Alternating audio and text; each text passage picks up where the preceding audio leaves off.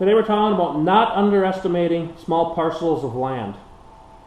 When I first started hunting, my in-laws let me hunt on their land. I had my choice between 2 different 80 acres of land, and I had a lot of success there.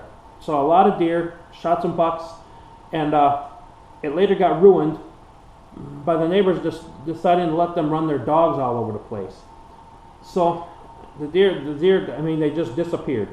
So while I was getting frustrated, I decided to go hunt behind my dad's place.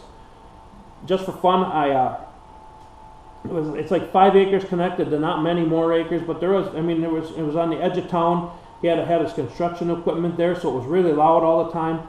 But I said, why not? Give it a shot. There was no trees, so you can put a tree stand in, so I put a blind back there.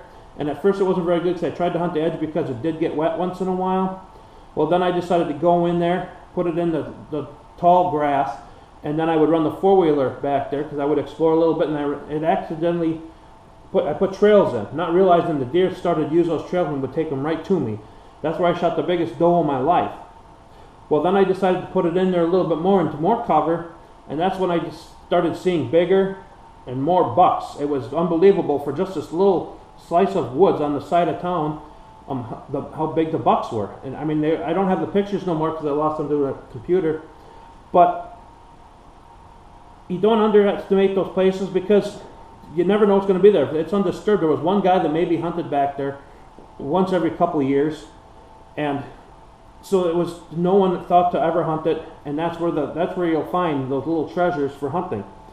Since then, somebody bought the field next to it, and they ran 4-wheelers even if on my dad's land, 4-wheeler trails on my dad's land and everything, and they ruined it a little bit. But before that, I would tell my brothers, I said, hey, you guys, you should go hunting back there, and they would always say, well, what's the point? It's only a few acres of land. So that's why you don't underestimate small hunting parcels.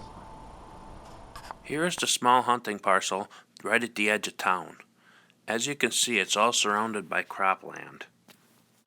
And here's the property line of the land that he owned. As you can see, part of it is a construction zone, so this part was all that was huntable. Then I took my ATV and knocked down the grass to make trails to steer the deer in the directions I wanted them to go. First year, this is where I put my ground blind. It was in the tall grass. I shot the biggest doe in my life there, but I was not getting any buck activity. So I moved it over to here, and that's where it was a lot more cover, and I started getting a lot more buck activity. The only problem with this land was it liked to flood right out here while the runoff from the fields would flow right here, and I could not get in there. Since I've hunted there, some people bought the land to the south and really ruined what was going on there. But a lot of hunters look at this and say it's undesirable. But you never know. Take a look. You never know what treasures may await inside.